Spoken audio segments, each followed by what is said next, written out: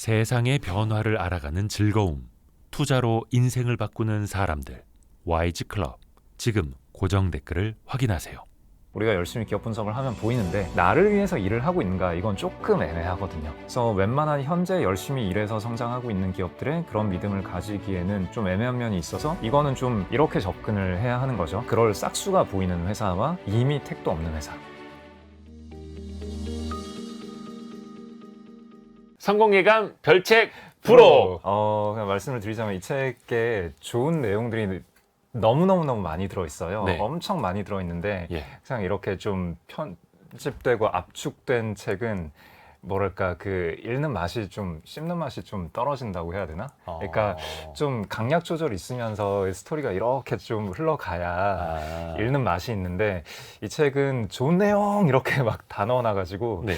좀 약간 퍽퍽한 느낌이 있긴 해요. 그래서 이 책은 그 뭐 책의 어떤 스토리텔링으로서 되게 좋다기보다는 약간 백과사전 느낌?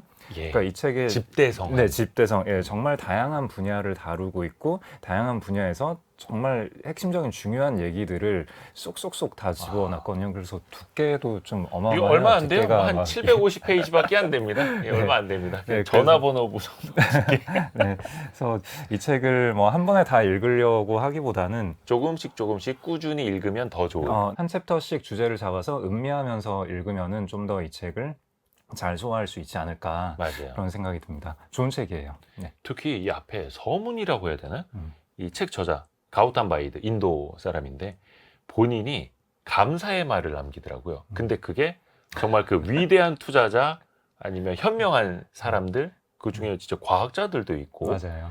그 감사의 글에 담겨 있는 사람들의 책만 봐도 와, 이거 세상 현명한 사람 되겠구나 네. 라는 걸 느낄 수 있는. 네, 그래서 딱 책을 읽어봐도 감사의 말만 봐도 이분이 평소에 독서를 되게 깊고 다양하게 어마어마. 했구나라는 걸 느낄 수가 있고요. 그래서 예, 이런저런 곳에서 나는 여기서 이걸 배웠고 저기서 저걸 배웠고 이런 식으로 쭉 본인이 배운 거를 쫙 집대성을 해놓은 맞아요. 그런 책이라고 보면 되겠습니다. 되게 책 쓰는 기간이 엄청 오래 걸렸겠구나 라는 생각도 드는. 우선은 책 제목이 투자도 인생도 복리처럼입니다. 그러면 우리는 뭐 투자가 뭔지 알고 인생이 뭔지 이건 알 수가 있나? 근데 투자도 인생도 잘 모르긴 하겠는데 근데 일단은 복리가 뭔지, 네. 복리 효과가 뭔지부터 좀 네. 개념 정리부터 좀 네. 해주세요. 네, 복리 효과는 일단 단리부터 보자면은 우리가 100만 원을 가지고 10% 이자를 주는 곳에 맡겼다라고 하면은 1년에 10만 원씩 쌓이잖아요. 네. 그래서 100만 원 넣어놨을 때 1년 후에 10만 원 벌고 1년 후에 또 10만 원 벌고 이렇게 될 건데 네. 이게 단리, 그러니까 원금 100만 원에서 계속 10만 원씩이 나오는 거죠. 근데 복리는 처음에 1년 차에 10만 원이 나왔는데 이 10만 원을 다시 그 계좌에 계속 넣어 놓으면은 그러면은 그 두 번째 해에는 원금이 110만 원이 되고 네. 110만 원이 됐을 때 10%를 또 준다면은 그러면은 두 번째 해에는 21만 원이 나오는 거죠. 네, 그리고 그 다음 해가 되면은 얼마가 되죠? 여기서부터 좀 힘들어지는데 21 하면은 1, 3, 3, 133 뭐 이렇게 되죠. 네. 네네네. 네. 그렇게 되는데 그러니까 그 2년 차에 그러니까 단리로 내가 2년씩 받았으면은 내가 번 돈은 총 20만 원이 되는 건데 복리로 받았으면은 2년 차에 총 내가 번 돈은 21만 원이 되는 거죠. 그러니까 이자에도 이자가 쌓이고, 네. 그렇죠. 수익에도 네. 또 수익이 쌓이고. 네. 네. 네. 그래서 그런 걸 복리 효과라고 하고 복리 효과를 얘기하는 대표적인 그러니까 전설 같은 얘기인데 체스를 발명한 사람이 게임을 좋아하는 왕이 있었는데 그 왕에게 어떤 사람이 체스라는 게임을 발명해서 갖다 바쳤더니 왕이 너무 만족해하면서 어떤 보상을 원하냐라고 했더니 그 체스를 발명한 사람이 그러면 저는 쌀을 원합니다. 근데 쌀을 몇 네. 톨을 원하냐라고 했더니 그러면은 그 체스칸이 총 64칸인가요? 네. 맞나요? 뭐 그냥 그렇다 잠깐만요. 치고. 네. 64칸이라고 치고 네. 그러면은 64칸에서 일단은 그 칸의 개수대로 쌀을 주시면 되겠습니다. 라고 얘기를 하고 첫째 칸에 쌀을 한 톨 넣고 그 다음에 매 칸마다 2배씩 늘려나가는 거예요. 그래서 한 톨부터 시작해서요? 네, 한 톨부터 시작해서 네. 둘째 칸에는 2톨, 셋째 칸에는 네 4톨, 예, 이런 식으로 해서 2배씩. 네, 2배씩 늘어난다. 네. 그러면은 그 계산 지금 하실라는 거죠? 계산 해봐야죠. 예. 그러면 계산을 해보면 한 칸당 쌀 한 톨, 그다음에 2톨, 4톨, 네. 8톨, 16톨, 32톨 네. 이렇게 2배씩 네. 총 64칸, 네. 64번을 네. 2배씩 반복하면 네. 얼마가 나와요? 네. 그러면은 지금 제가 계산을 해보고 깜짝 놀랐는데, 네. 이게 자릿수 자체가 예. 좀 말이 안 돼요. 예. 한 장을 봤는데, 뭐 계산이 틀렸을 수도 있는데, 네. 1844경이 나옵니다.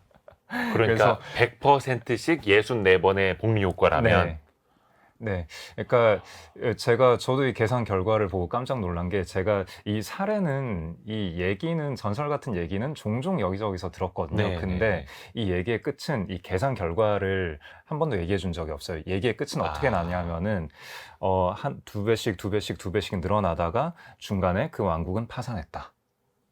네. 거덜났다. 그 네, 사람한테 거덜났다. 그만 다 네. 주려고 해도 네. 쌀 한 톨로 네. 시작을 해서. 물론 이게 진짜였다면은 파산 나기 전에 감히 나에게 사기를 치려고 하다니, 이러면서 아마 그 게임 만든 사람의 목이 잘렸겠지만, 근데 복리 효과의 네. 위대함을 그렇죠. 복리 이야기해주는 효과가 이렇게 예, 직관과는 굉장히 다른 결과를 낳는다, 이런 얘기인 거죠. 직관적으로 2배? 예, 물론 2배가 많지만 이렇게 1844경이 될 줄은 몰랐잖아요. 네.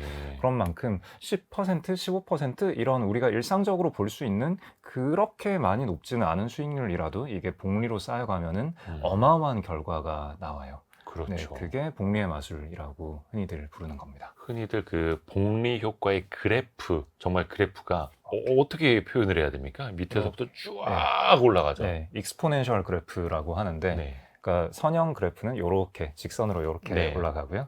복리 그래프는 이렇게. 거의 활처럼 휘어 있는데 이렇게. 갈수록 이렇게 하면 되는구나. 네. 금액적으로 보면은 더 가팔라질 수밖에 없는, 거의 수직에 가까울 정도로. 네. 가우탄 바이드, 아까 인도 사람이라고 잠깐 이야기를 했습니다만 이분도 투자책을 쓴 거니까 네. 투자자일 네. 거잖아요. 네. 어떤 투자자인가요? 이분은 어떤 사람인가요? 저자는? 네, 저도 저자의 수익률에 대해서는 많이 조사를 못했는데, 일단 이분은 시티그룹에 있었고, 도이치은행의 애널리스트를 했었고요. 그 다음에 또 포트폴리오 매니저로도 일을 하고, 그래서 애널리스트로도 일을 했고, 포트폴리오 펀드 매니저도. 매니저로도, 네, 펀드 매니저로도 일을 하고, 그런 분입니다. 근데 평소에도 워런 버핏이나 찰리 먼거 같은 가치 투자자들을 존경하는, 네. 뭐 당연히 가치 투자자라고 봐야겠죠? 네. 이 책의 내용에 보면은 가치 투자뿐만이 아니라, 네. 뭐 아까 말씀하셨다시피 물리학도 있고, 그 다음에 여러 가지 퀀트적인 접근도 하고, 되게 다양하게 내가 어떻게 하면 더 좋은 성과를 내고, 그리고 인생을 더 풍요롭게 잘 살 수 있을까, 그런 고민을 엄청나게 많이 한 분이다라고 보시면 되겠습니다. 지식의 폭이 굉장히 넓은 사람. 네. 근데 그것도 독서를 통해서 지식의 네. 폭을 넓힌 사람. 네. 이렇게 이해를 하면 될 것 같습니다. 키워드 통해서 하나하나 조금씩 풀어가 볼게요. 오늘의 책. 가우탄 바이드가 쓴 투자도 인생도 복리처럼. 이것이 궁금하다. 키워드로 풀어볼게요. 첫 번째 키워드. 복리에 대한 오해. 아니 근데 복리에 대한 오해라는 건 무슨 말이에요? 복리 효과는 일단 뭐 다 좋은 거겠지 생각을 하는데. 네. 그래서 보통 복리의 마술 검색을 해보면은, 좀 전에 저희가 나눴던 이야기들, 뭐 체스 사례가 나오기도 하고, 그 다음에 이런 복리 그래프, 그래서 뭐 15% 쌓으면은 어마어마해진다. 여러분 모두 복리의 마술을 누립시다. 뭐 이렇게 복리의 얘기를 마법. 하는데, 네, 네. 복리의 마법 좋은데. 문제는 그래서 복리의 마술을 누리려면 어떻게 해야 되는데, 그렇죠. 라는 질문에 있어서 흔히들 몇 가지 대답들을 하는데, 저는 이 대답들이 좀 와닿지가 않더라고요. 예를 들어서 복리의 마술을 누리기 위해서는 돈을 잃으면 안 된다. 일단 네, 첫 번째 보통 많이 하는 얘기가 일단 장기 투자 해야 된다, 이런 얘기 많이 하시고요. 네. 장기적으로 시간이 지나면 단리보다 복리가 그 차이가 어마어마해진다. 예를 들어서 한 30년 누적으로 했을 때 연 12%와 연 18%, 이게 그럼 단리로 보면은 수익률이 1.5배의 차이가 나는 거잖아요. 네. 12%와 18%. 근데 이 둘을 30년 누적을 하면은 그 수익률 차이가 한 8배 정도 나게 돼 버리거든요. 40년이었나? 아무튼 네. 네, 그래서 시간이 지날수록 그 얼마 안 되는 그 수익률 차이가 시간이 가면 갈수록 실제 쌓이는 자산의 폭은 차이가 엄청나게 크게 난다. 뭐 이런 얘기를 하는데 네. 그렇기 때문에 장기 투자해야 된다. 뭐 이런 말씀 많이 하시고 그러면서 또 그런 사례도 많이 드시죠. 뭐 워런 버핏이 수익이 지금 엄청난 부자가 되어 계신데 뭐 60세 이후에 번 돈이 현재 자산의 80%를 벌었다. 아하. 뭐 이런 말씀을 하시고 그래서 이게 복리의 위대한 힘이다. 기다려라. 장기 투자해라. 그런 말씀하시고 그 다음에 또 잃으면 안 된다. 네. 손실을 보지 말아야 한다. 그래서 아무리 막 몇 배씩 돈을 쌓아놨더라도 한 번 뭐 반토막이 나거나 해버리면은 이걸 복구하는데 또 몇 년이 걸린다. 그렇죠. 그러면서 이런 말씀을 또 하시죠. 50% 손실 나면 예. 반토막 한 번 나면은 이거를 복구하려면은 수익률을 2배를 벌어야 된다. 50%가 나면 100%를 벌어야 원금이 되죠. 그렇죠. 100에서 50이 되면은 마이너스 50인데 그렇죠. 이거를 다시 100으로 가려면은 두 배. 50에서 100 되려면 2배가 돼야 되니까 네. 그러니까 손해 봐선 안 되고 그래서 최대한 보수적으로 투자하고 장기적으로 보유를 해라. 그러면은 워런 버핏도 지금 당신이 쌓은 자산이 얼마 없어 보일지라도 워런 버핏도 지금의 자산의 80%가 60세 이후에 형성이 됐다. 네. 얼핏 들으면 그럴싸하잖아요. 그렇게 많이들 배우고 있죠. 네. 많은 책에서도 네. 그렇게 알려주고. 네. 근데 저는 이 모든 문장이 다 좀 어색한 거예요. 잃지 마라, 장기 투자하라 이게요. 일단 잃지 마라부터 보자면은 네. 일단 자 보통 주식 투자를 많이 얘기를 하시는데 주식은 매일매일 수익률이 왔다 갔다 하잖아요. 그렇죠. 네. 근데 주식을 하면서 잃지 마라? 안 잃을 수가 없는 자산이죠. 네, 안 사실은. 잃을 수가 없는 자산인데 잃지 않는 방법으로 투자를 해라? 이게 도대체 무슨 말이냐? 물론 여기서 또 그들만의 대답이 있는데 아무튼 여기서 좀 많은 고민이 되고 그 잃지 마라라고 하면서 그 많이들 제시하는 격언이 그런 게 있어요. 그 워런 버핏이 예. 그런 말을 했어요. 투자에서 가장 중요한 원칙이 뭐냐라는 질문을 어떤 인터뷰에서 받았었고 거기에서 이렇게 대답을 했어요. 첫 번째 원칙은 돈을 잃지 마라라는 거고요. 네. 두 번째 원칙은 첫 번째 원칙을 잊어버리지 마라라는 네. 겁니다. 그래서 아마 기자님도 뭐 수없이 많이 그 얘기를 들으셨을 거예요. 네. 그래서 보통 이런 격언을 딱 제시를 하면서 여러분 보수적으로 투자해야 됩니다. 확실히 안전한 거에만 투자를 해야 됩니다. 네. 이렇게 얘기하시는 분들이 많은데 일단은 버핏은 주식으로 큰 성공을 거두신 분인데 그리고 그분도 손실이 날 때가 많았는데 네. 근데 이거를 잃지 않는 식으로 해야 된다? 이게 잘 와닿지가 않거든요. 네. 근데 사실 그 뒷문장이 잘 안 알려져 있어요. 아, 설명이 더 중요하구나. 네. 그래서 그거를 제가 힘겹게 찾았는데 예. 그래서 요즘에는 좀 알려져 있어요. 그 네. 뒷문장이 뭐냐면은 가치보다 훨씬 더 싼 가격에 사고 이런 거를 묶음으로 사라. 네, 그러면은 잃지 않는다는 뜻입니다.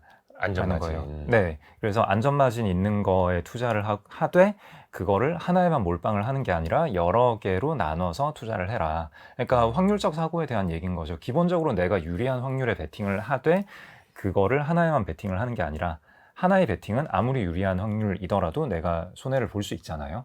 그런 거를 이제 여러 개로 유리한 확률인 베팅을 여러 개로 나눠서 베팅을 하면은 돈을 잃지 않는다는 뜻입니다. 이게 버핏이 한 얘기예요. 잃지 마라. 근데 그 뒤에는 네.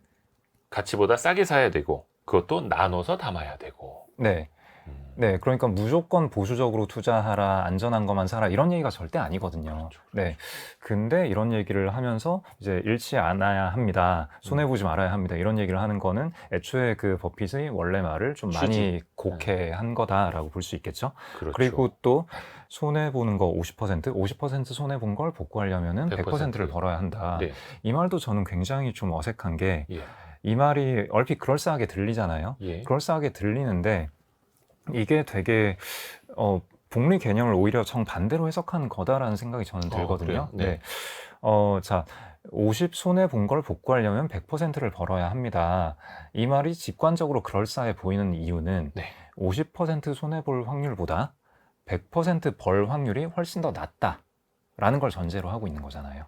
어렵다. 네, 50% 손해 본 거를 복구할 100%의 수익률을 내는 거는 100 버는 거 그게 터질 확률은 50 손해볼 확률보다 훨씬 낮다. 예. 훨씬 어려운 일이다. 라는 걸 전제로 해야 이 말이 맞는 말인 거잖아요. 그렇죠. 사람들이 경험적으로도 반토막 나본 적은 있어도 100% 이상 수익이 나본 적은 조금 희귀할 수 있죠. 그렇죠. 네. 근데 그래서 최근에 어떤 모임에서 실제 설문조사를 해봤어요. 예. 50% 손실 본 적 있으신 분 몇 명이 손 들어요. 많이 들었을 것 같은데. 100% 수익 내본 적 있으신 분 꽤 들었어요. 예. 그러니까 100% 이익이 나는 게 그렇게 어렵진 않은 일이거든요. 네. 50% 손실도 또 그렇게 막 자주 일어나는 일도 아니에요. 네, 50% 손실을 되게 자주 보고 계신다면 이거는 본인의 투자 기법에 뭔가 좀 문제가 있다고 봐야 되고요. 그러니까 일단 이렇게 얘기를 해봅시다. 50% 손실과 그러면 50% 버는 플러스 50%와 마이너스 50%가 만약에 동일한 확률이다라고 하면은 확률적으로 동일하다면 네, 그러면은 논리적으로 어떤 문제가 생기는지를 좀 살펴볼 필요가 있어요. 네. 자, 그러면은 이 확률 분포를 이렇게 좀 상상력을 가동을 하셔야 돼요. 아이, 라디오라 어려운데. 네, 자, 그렇구나. 네. 그 유튜브도 나가잖아요. 네네네. 네, 라디오. 그러니까 자, 일단 수평선을 하나 그리시고요. 네. 정 가운데에 이제 세로 선을 하나 그려요. 예. 여기가 이제 원금이에요. 음. 원금보다 오른쪽은 내가 이익 보는 거, 음. 원금보다 왼쪽은 손실 보는 거라고 하고요. 그러면은 원금에서 1% 이익 보는 거, 1% 손해 보는 거 확률 똑같고, 네. 2%, 10% 이익 보는 거, 10% 손해 보는 거 확률 똑같고, 50% 이익 보는 거, 50% 손해 보는 거 확률 똑같고, 네. 그러다 보면은 이제 마이너스로는 어디까지 갈 수 있죠? 마이너스 100에서 끝나잖아요. 예. 네. 그러면은 확률이 동일하다면은 예. 플러스 100에서도 모든 확률이 끝나잖아요. 아하. 네. 그러면은 자, 마이너스 100에서 플러스 100까지 다 합치면은 확률 1, 100% 확률이 나온다라는 얘기죠. 네. 네. 그러니까 동일하게 양옆으로 수익과 손실 확률이 동일하게 분포가 돼 있다면은 마이너스 100에서 마이너스는 끝날 테니까 예. 플러스 100에서 플러스는 끝난다는 얘기죠. 음. 근데 실제로 그런가? 그렇진 않죠. 네, 실제로 우리가 손실은 최대 손실은 마이너스 100까지 볼 수 있잖아요. 네. 근데 최대 이익은 그 플러스 이상이죠. 100에서 끝나는 게 아니잖아요. 무한대죠. 네. 이론상으로. 이론적으로는 무한대죠. 네. 네. 그래서 무한대까지는 실제로 가지 않는다 하더라도 뭐 200%, 300%, 10배 뭐 이렇게는 실제로 터진단 말이에요. 실제 존재하는 확률이에요. 네. 근데 플러스 50과 마이너스 50이 동일하다라고 한다면은 플러스 100을 초과한 확률에 대해서는 다루지 않게 된다라는 논리적인 모순이 생긴다라는 거죠. 네. 네. 그러니까 실제로는 마이너스 10%랑 비슷한 거는 플러스 한 12, 13, 뭐 요 정도일 거고, 마이너스 50과 동일한 빈도로 터질 수 있는 수익률은 뭐 플러스 한 75나 플러스 100, 뭐 요 정도가 네. 비슷한 빈도일 거고, 그 다음에 마이너스 한 80% 정도와 비슷한 빈도로 터질 수 있는 거는 플러스 한 300%, 뭐 이 정도일 거다라는 거죠. 확률적으로. 네. 그러니까 이게 수학 용어로는 스큐돼 있다라고 표현을 하는데 약간 네. 치우쳐져 있다. 그러니까 확률 분포 상에서 보면은 플러스 쪽으로 좀 더 확률이 치우쳐져 있어요. 정리를 하자면은 주식 투자라는 거는 주식 롱 포지션, 엄밀하게는 주식을 사는 포지션을 가지고 있고 뭐 레버리지를 끼지 않고 어쩌고 한다면은 기본적으로 이거는 비대칭 자산이다. 주식을 산 포지션은 비대칭 포지션인 거예요. 마이너스 확률보다 플러스 확률이 더 높은. 그래서 우리는 이 비대칭 자산을 보유하고 있다라는 거에서 일단 출발을 해야 되는 거고요. 네. 그래서 마이너스로 최대는 마이너스 최대는 100이고 100. 플러스 최대는 무한대고. 무한대. 예, 그러니까 마이너스보다는 플러스 터질 확률이 좀 더 높다. 이렇게 봐야 되는 거예요. 기본적으로. 확률적으로 사고를 해야 된다라는 거죠. 네. 물론 거기에서 또 어떤 자산, 어떤 주식, 어떤 기업이냐에 따라서 달라질 수 달라지죠. 있겠습니다만 이거는 확률 분포. 그쵸. 적으로? 네. 그래서 단순히 장기 투자, 단순히 잃지 마라가 아니라 그 내포되어 있는 의미까지 우리가 구체적으로 따져봐야 된다. 네, 장기 투자에 대해서도 말씀을 드리자면은 장기 그래서 투자. 네, 방금 말씀하신 대로 어떤 자산, 그러니까 일단 주식은 기본적으로 비대칭인데 주식도 그렇고 사실 부동산도 비대칭 자산이고 우리가 사업을 하는 것도 뭐 비대칭인가? 빚을 져서 사업을 하면 이게 좀 빡세지는데 네. 그런 비대칭 자산은 많긴 하거든요. 그러면은 그래서 마찬가지로 주식 중에서도 여러 주식들이 있을 텐데 이 중에서 실제 비대칭인가, 실제 나에게 복리 수익을 줄 수 있는 자산인가라는 거는 좀 개별적으로 따져봐야 되는 거죠. 그래서 주식을 아무거나 사서 장기 투자한다라고 해서 절대로 좋은 그렇죠. 수익을 주지 않거든요. 그렇죠, 네. 그렇죠. 그래서 그게 어려운 거죠. 방법론으로 들어가면은 네. 그게 어려운 겁니다. 네. 다음 키워드 넘어가기 전에 보니까 네. 아까 우리 버핏 이야기 많이 했는데 홍지채 대표님 티셔츠가 이제 보이네요. 아, 버크셔 제가- 해서웨이 그 주주총회장 가면은 그쪽에서 팔고 있는 티셔츠. 네. 네. 네. 버핏. 네. 그래서 제가 올해는 못 갔는데 작년에 가고 올해 못 갔는데 올해 가신 분이 선물을 주셨더라고요. 오늘 일부러 입고 오신 거죠? 아, 네. 오늘 복리 얘기를 하기 위한 가장 좋은 착장. 네. 아, 유튜브로 보셔야지 그거 보실 수 있을 텐데. 네. 다음 키워드 같이 한번 들어볼까요? 다음 키워드 주식과 복리. 여기서 이제 헷갈리실 게 아까도 좀 이야기를 해주셨습니다만 기본적으로 주식은 변동성이 매우 큰 자산이잖아요. 원금 보장 당연히 안 되고. 근데 많은 분들이 아마 초등학교, 중학교 그쯤 교과서 보면은 예금, 적금을 복리 효과로. 당연히 그거는 원금 보장도 되고 다박다박 뭐 2%든 3%든 쌓이니까. 근데 그러면 주식 투자로 복리 효과란 어떻게 읽는다는 거지? 이게 돼? 라고 그렇죠. 반문하실 수도 있을 것 맞습니다. 같아요. 이게 가장 중요한 질문이고요. 예. 네. 주식의 복리가 되는 자산이야? 네, 이 질문 매우 중요합니다. 네. 언제든 손해를 볼 수 있는데, 그리고 보통 이제 잃지 마라라고 하는데 주식은 언제나 잃을 수 있는 자산인데 그렇죠. 이게 무슨 복리가 되는 거냐? 예, 이게 딱 직관적으로 우리가 쉽게 떠올릴 수 있는 질문이고요.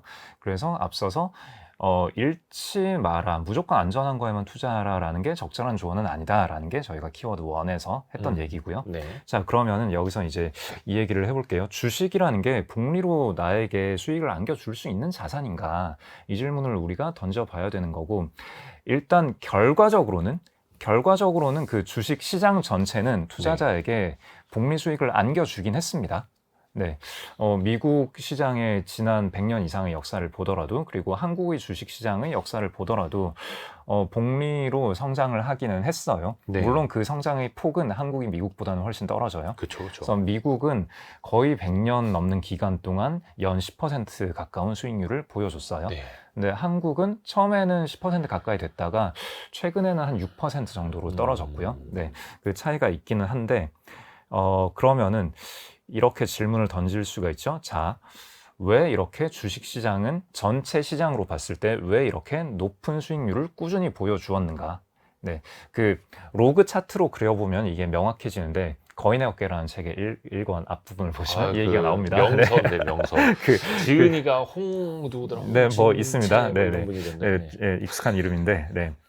아무튼 거기에 보면은 그 로그 차트로 이렇게 그려놓은 게 있는데, 예. 로그 차트는 이제 그 Y축이 지수적으로 늘어나는 축이에요. 그러니까 아까 우리가 지수 성장하는 자산은 수익률 그림이 이렇게 된다라고 얘기를 했잖아요. 네, 그 네, 끝부분이 확 이렇게 꺾어진다라고 얘기를 했잖아요. 네.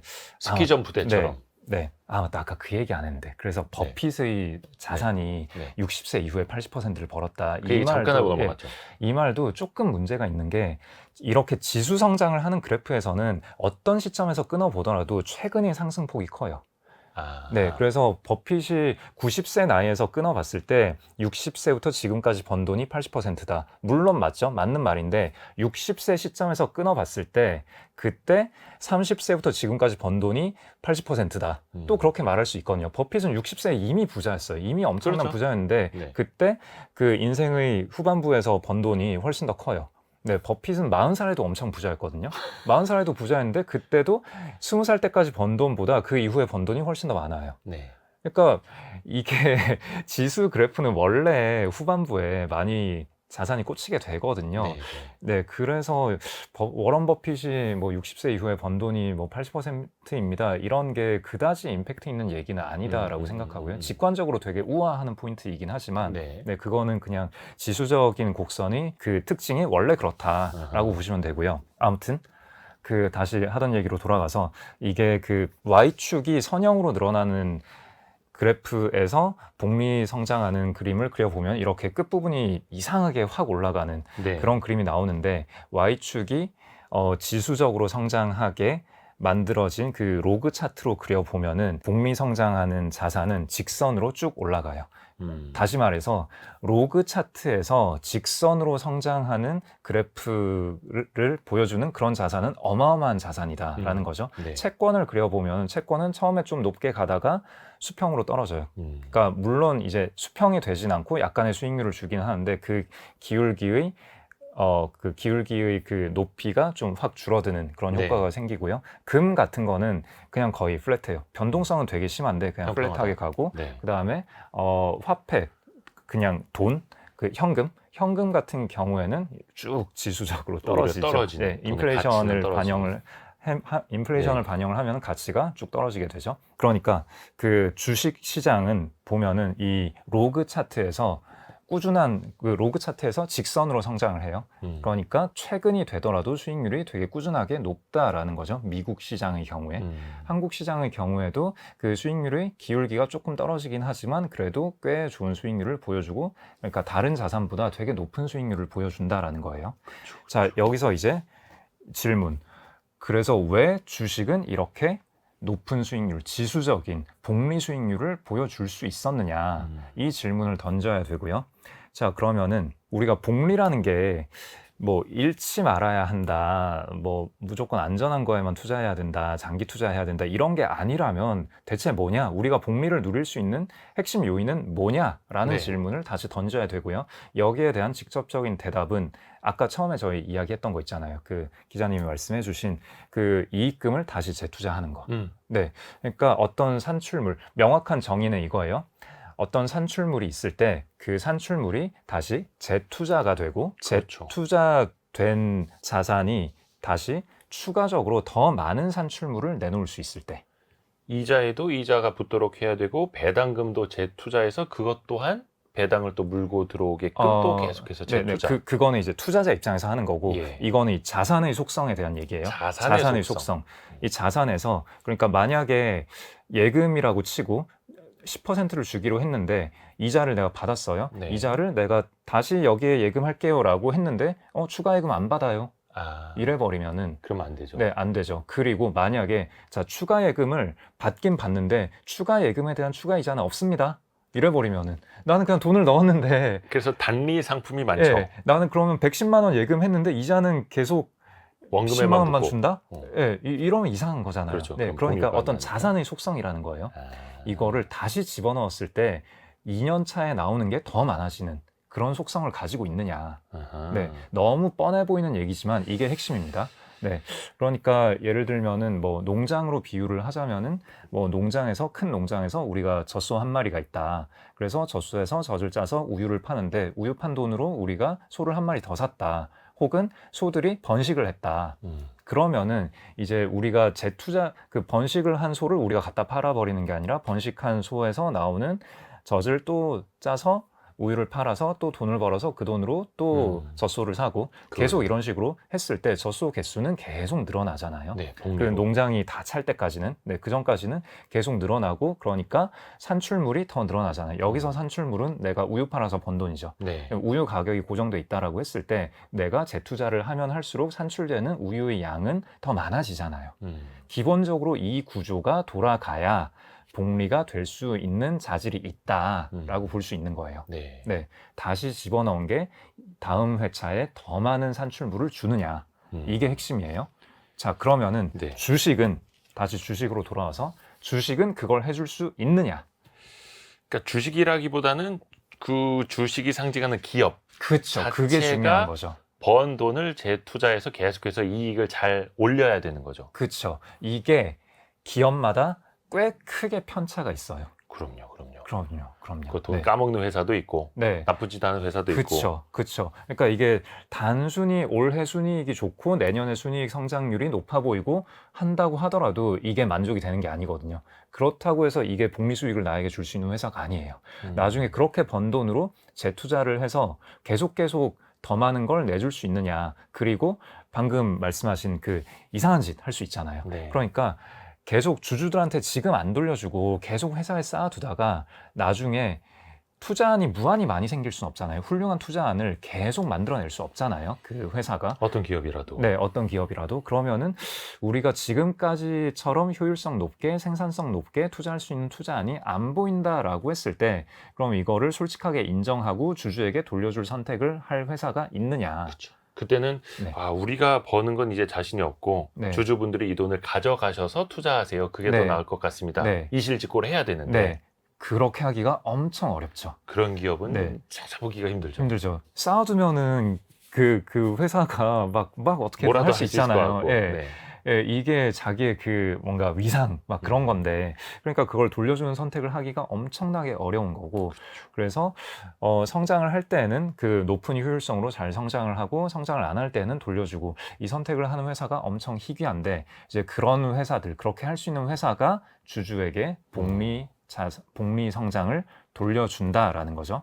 그래서 맞습니다. 실제로 연구 결과를 보면은 네. 어떤 연구 결과에서 1926년부터 2016년까지 90년 동안의 성과를 조사를 해봤어요. 네. 90년 동안 미국 시장에서 아까 말씀드렸다시피 미국 전체 주식 시장은 어마어마하게 큰 성장을 했잖아요. S&P 500 기준으로. 네, S&P 500 기준으로 네. 주주들에게 아주 많은 부를 돌려줬는데 복리의 속도로 쫙 돌려줬는데 그 이제 수익률로 나타나는 거죠. 네. 지수의 수익률로. 네, 그러면은 여기서 이제 어떤 기업들이 기여를 했는가를 봤더니 한 2만 5천 개 정도의 기업이 있는데 2만 5천 개의 기업 중에서 한 5% 정도, 네.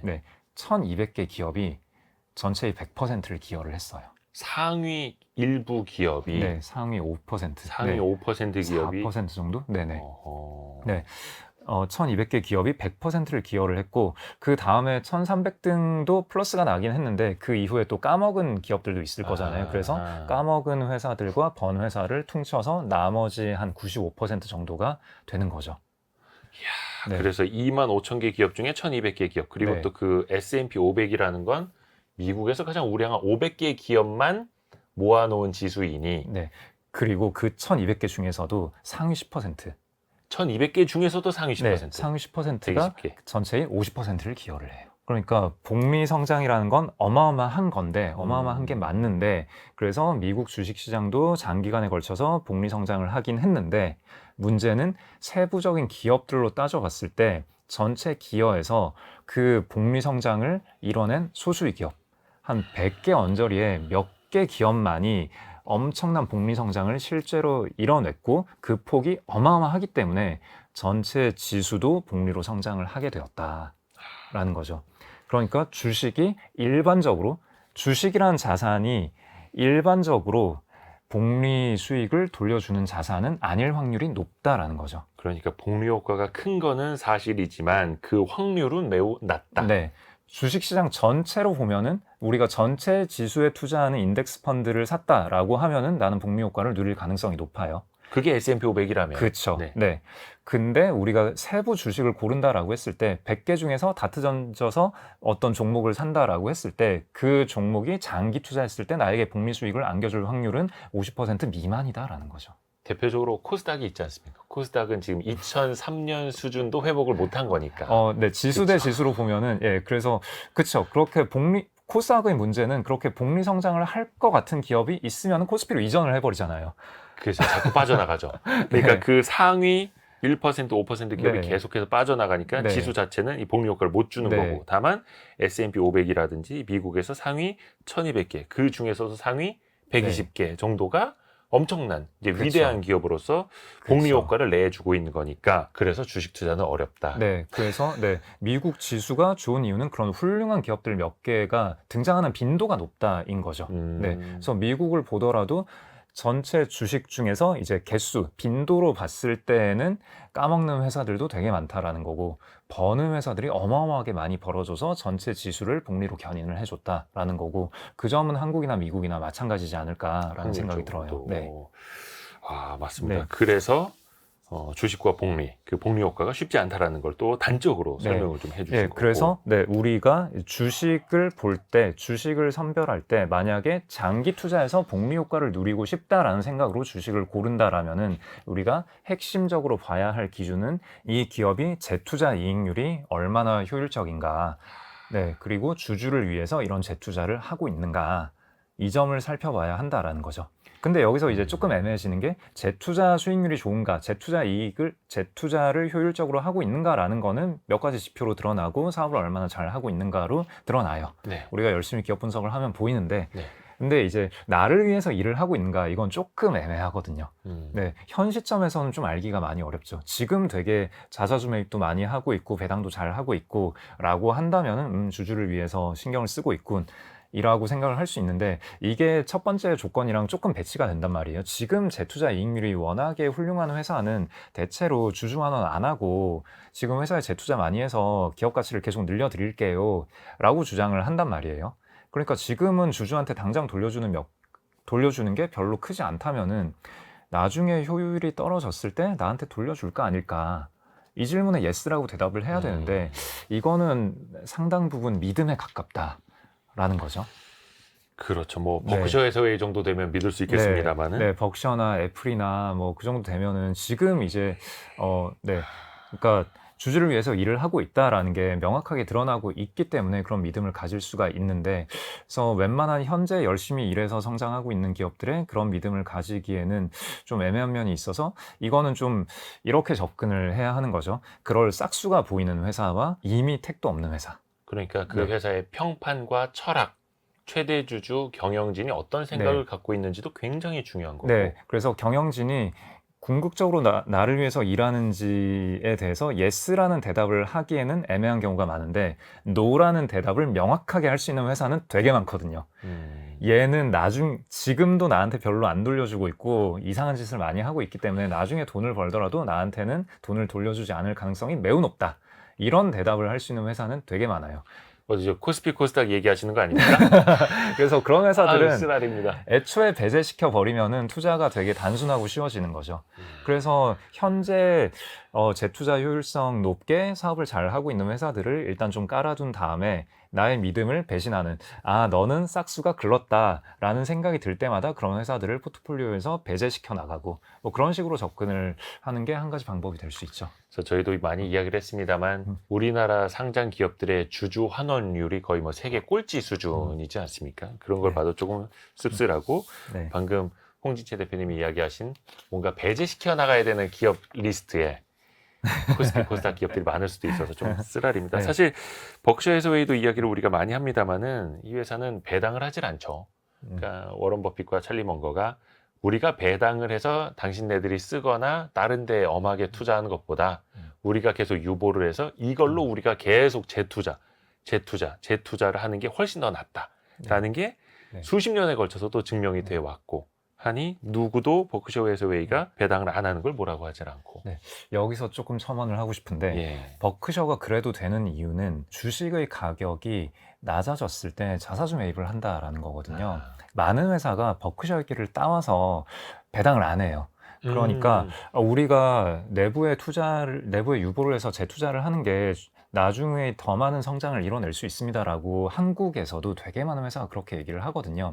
근데 그렇게 배당을 안 할 때의 문제는 뭐 회사가 어떤 상태건 간에 주주들 입장에서는 팔고 나가고 싶은 경우가 있잖아요. 그건 인간의 그러니까, 뭐 본성이죠. 예, 본성이기도 하고 또 돈이 필요한 때가 생겼을 수도 그럼요, 있고. 그럼요. 근데 팔고 나가야 할 때 배당을 안 해주면은 나는 그래 너네 회사가 가치가 계속 높아지고 있다는 거 알겠어. 근데 일단 나는 지금 현금이 필요해라고 했을 때 그게 어떻게 할 주가로 거냐. 반영이 돼야 되는데 그쵸. 가치가 높아지는 네, 게. 그래서 일단 버크셔는 상장 회사이기 때문에 그러면 시장에서 팔면 된다라는 얘기를 1차적으로 할 수 있죠. 근데 그거는 다른 상장사들도 다 그 얘기를 할 수 있는데 할 수 있는데. 그럼 2차적으로 되게 낮은 가격, 주주가 생각하기에 되게 만족스럽지 않은 낮은 가격이라면은 그러면 이거를 팔기가 되게 애매해진단 말이에요. 그렇죠. 네. 그냥 정말 싼 값에 던지고 나가라는 얘기인데 그러고 싶지 않죠. 네, 그러니까요. 예. 근데 여기서 이제 버핏은 우리의 가격이 너무 낮아졌다고 내가 그런 판단이 든다면은 그러면은 저희 회사에서 자사주 매입 소각을 하겠습니다. 회사 돈으로 사서 네. 주식을 소각시켜 버리는. 그렇죠. 그래서 한 주당 가치를 네. 더 높여 버리는. 그렇죠. 그래서 버크셔라는 주식의 가격이 가치보다 너무 낮아지지 않게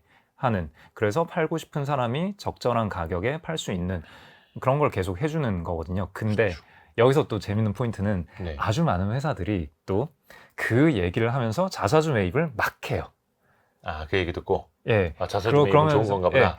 좋은 건가 보다. 그리고 지금 우리 주식의 가격은 쌉니다. 라는 주장을 하기 위해서 거꾸로 예. 우리 주가는 되게 낮습니다. 라는 주장을 하기 위해서 자사주 매입을 하는데 근데 버핏은 또 이런 얘기를 해요. 자사주 매입은 할 때의 첫 번째 조건은 가격이 가치보다 훨씬 싸다라는 명확한 판단이 들었을 때 그때만 해야 된다라는 거예요. 아하. 대부분의 회사가 주가 부양을 목표로 자사주 매입을 하는데 저는 그건 좋지 않은 방법이라고 생각합니다. 라고 그런 발언을 했고요. 그러니까 가격이 가치보다 더 높은 상태에서 자사주 매입을 하는 거는 오히려 가치를 훼손시키는 거예요.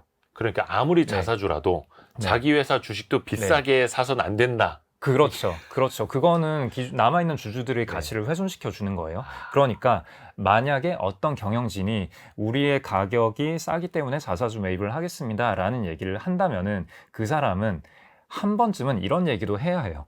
현재 우리 회사의 가격은 비싸기 때문에 자사주 매입을 하지 않겠습니다. 반대로. 네, 이런 발언을 한 적이 있다면은 자사주 매입을 할 때 그 말의 진실성을 믿을 수 있는 거죠. 어느 정도는. 그리고 버핏은 그런 얘기를 여러 번 했어요.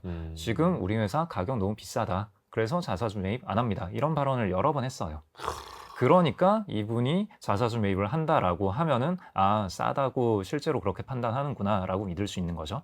근데 자사주 매입을 하는 많은 회사들은 싸니까 삽니다라는 얘기는 하면서도 비싸니까 안 삽니다라는 얘기는 안 해요. 큰일 네. 날 것 같아서. 얼마 전에 버크셔 해서웨이 그 클래스 A, A주 같은 경우에는 한 주당 우리 돈으로 7억 원이 넘었더라고요. 어마어마합니다. 그래서 그 가치가 계속해서 눈덩이 효과로 나타나고 있는 거고, 다음 키워드도 같이 한번 들어볼까요? 다음 키워드는 인생과 복리. 이 책에 보면 특히 앞부분에 지식도 복리로 쌓인다. 인생도 복리 효과를 누릴 수 있다라는 걸 굉장히 많이 강조를 하더라고요. 홍진희 대표님도 그런 거 많이 느끼시는지. 네, 경제적인 측면에서는 인생을 평온하게 사는 방법은 되게 간단해요. 경제적으로요? 네, 일단 버는 돈보다 적게 쓰고, 네. 네, 그 다음에 그러면 매달 어떤 잉여가 남는다는 얘기죠. 네. 잉여가 남았을 때 그 잉여가 자동으로 복리로 늘어날 수 있는 상태를 구축하고, 네. 그렇게 두 개만 하면은 한 20년 정도 지나면은 굉장히 윤택하게 살 수 있어요. 네. 네. 되게 특별하게 뛰어난 어떤 능력이나 지성이나 뭐 그런 걸 가지고 있지 않더라도 네, 버는 것보다 적게 쓰고 남긴 잉여를 자동으로 복리로 늘어날 수 있게 하는 그런 체계를 구축하고. 그것도 뭐 버핏도 자주 이야기하는 거죠. 네. 네. 그래서 너무 뻔한 얘기 같은데 이 책에서도 그렇고 버핏도 그렇고 다른 여러 가지 책에서도 그 얘기를 되게 많이 해요. 버는 것보다 적게 써라. 네. 그 어떤 그 연예인의 매니저가 이런 얘기를 한 적이 있어요. 그 네. 어떤 엄청 유명한 연예인, 글로벌리 탑스타가 파산했어요. 파산해가지고 기자들이 인터뷰를 하는데 그 매니저랑 인터뷰를 했는데 매니저가 그런 얘기를 했어요. 버는 돈보다 적게 써야 한다는 개념이 그렇게 어려운 개념일지 몰랐다. 네. 그렇게 많이 벌면서도. 네. 그러니까 많이 벌면서도 더 많이 쓰면은 결국 파산을 하는 거예요. 그렇죠, 그렇죠. 네. 그래서 잉여를 남기고 그 잉여를 복리로 늘어날 수 있게 하는 거. 그 방법이 그렇게 어렵진 않다라는 걸 오늘 많이 얘기를 했죠.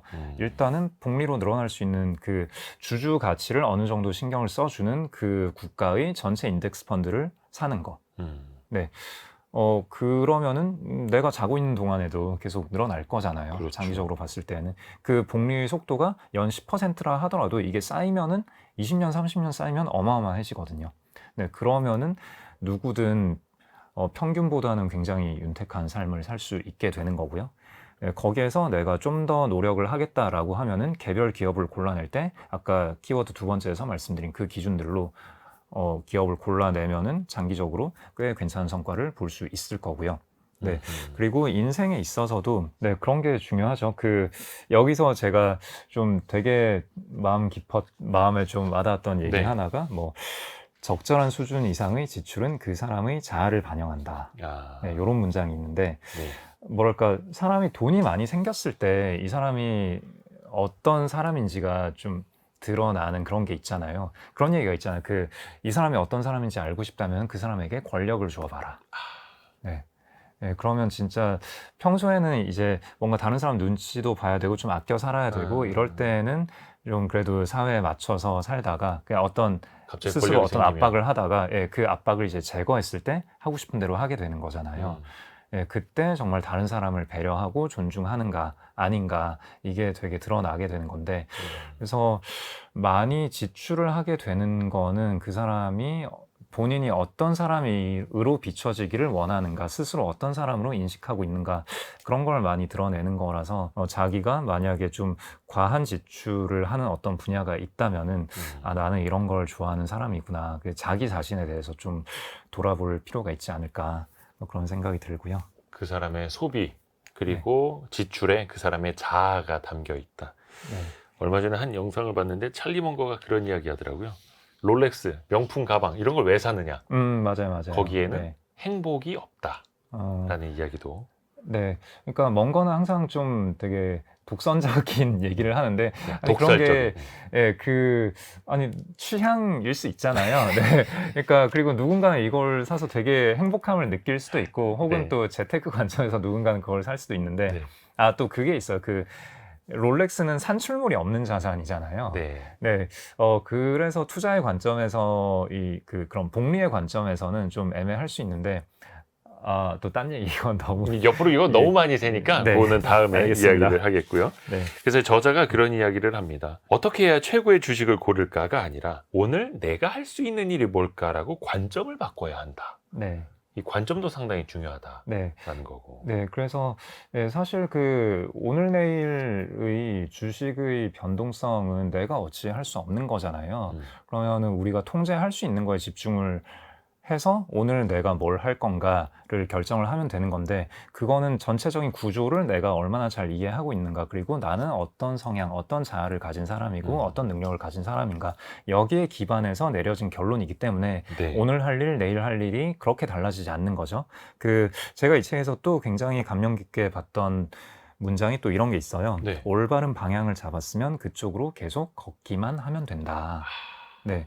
그러니까 올바른 방향이라 함은 아까 말씀드렸던 버는 것보다 적게 쓰고 잉여 재산이 복리로 늘어나게 하는 체계를 구축하는 거라고 말씀드렸잖아요.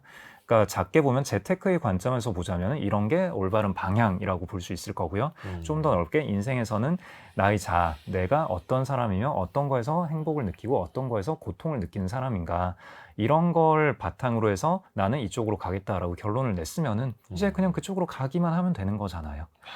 여기에서는 하루하루의 변동성이 다 고려된 거잖아요. 내일부터 날씨가 무조건 맑기만 할 거야라는 가정으로 내 방향을 잡은 게 아닐 거잖아요. 그렇죠. 네.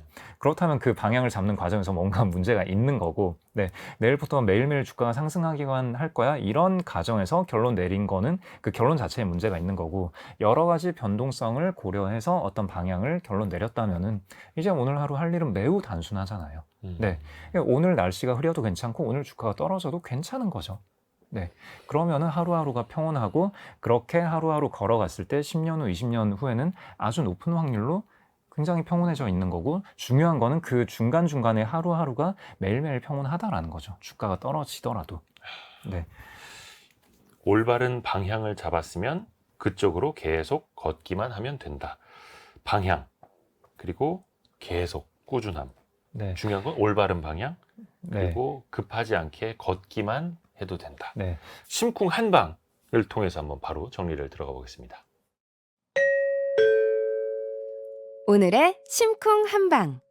가우탐 바이드가 쓴 투자도 인생도 복리처럼을 관통하는 핵심 구절. 한방에 정리합니다. 우리가 우리 삶에 이미 가지고 있는 좋은 것을 인정하는 것. 그것이 모든 풍요의 기초다. 모든 풍요의 기초.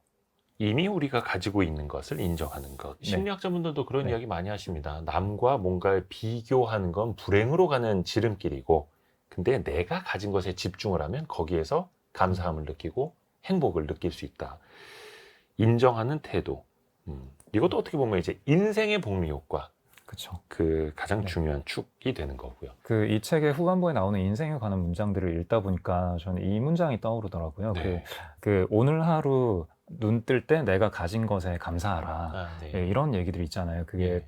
존 템플턴이 그런 얘기를 자주 하는데 그런 얘기를 듣다 보면은 이 문장이 떠올라요. 안네 프랭크가 내가 떠올리는 것은 모든 비참함이 아니다. 아직 남아있는 아름다움이다. 이게 그러니까 어떤 의미인가요, 이게? 하루하루는 되게 괴로울 수도 있는데 음, 어쨌거나 지금 내가 가진 것, 그래도 오늘 하루 눈을 떴고 내가 좋아하는 사람, 나를 좋아해 주는 사람, 그 다음에 내가 그래도 뭔가는 할 수 있고, 네, 그래도 내가 나를 찾아주는 사람이 단 한 명이라도 있고, 뭐 어쨌거나 내가 나가서 뭐라도 할 수 있는 이 상태가 그보다 더 못한 상태보다는 나은 거잖아요. 음. 그러니까 오늘 하루 나에게 남아있는 것들, 이 것들에 감사해하고 내가 할 수 있는 일을 찾아보고, 그게 결국 오늘 하루를 평온하게 보내는 거고, 그 평온함이 누적이 됐을 때 그 전체 구간은 다 평온한 거잖아요. 근데 사실 이 책이 굉장히 두껍기는 합니다만 누군가에게는 분명히 인생책이 될 수도 있을 것 같아요.